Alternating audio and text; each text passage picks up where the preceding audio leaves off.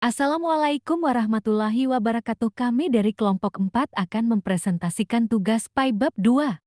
Daftar isi. 1. Penjelasan meyakini bahwa Allah SWT telah menurun kitab-kitab kepada Rasul-Nya. 2. Infografis mengimani kitab-kitab Allah secara terperinci Taurat, Zabur, Injil, Suhuf Muda, dan Ibrahim, dan Al-Quran. 3. Metodologi meyakini kebenaran Al-Quran dan kebenaran kitab-kitab terdahulu. 4.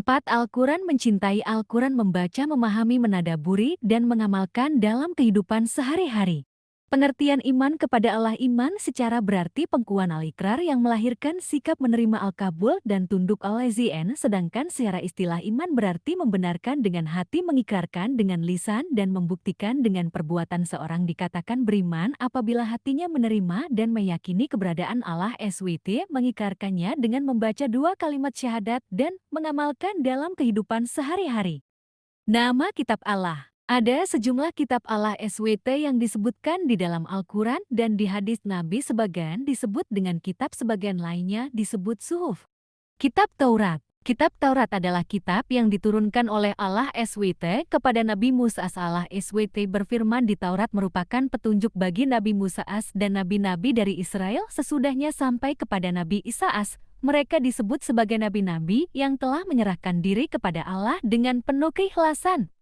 Kitab Injil. Kitab Injil adalah kitab yang diturunkan oleh Allah SWT kepada Nabi Isa, padahalnya Nabi Musa dan Nabi Daud nabi dari Israel Yahudi. Menurut Qs Al-Maidah 5:46, Allah SWT menurunkan Injil kepada Nabi Isa untuk menyempurnakan isi Taurat yang telah berakhir masa berlakunya.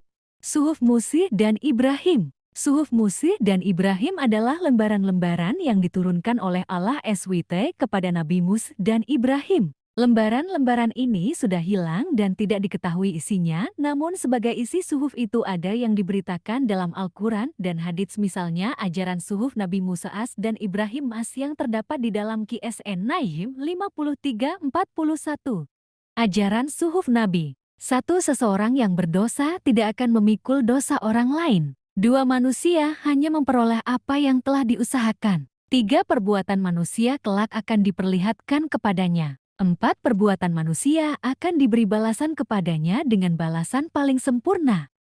Pengertian dalam Al-Quran. Kitab Al-Quran merupakan wahyu Allah yang diturunkan kepada Nabi Muhammad SAW.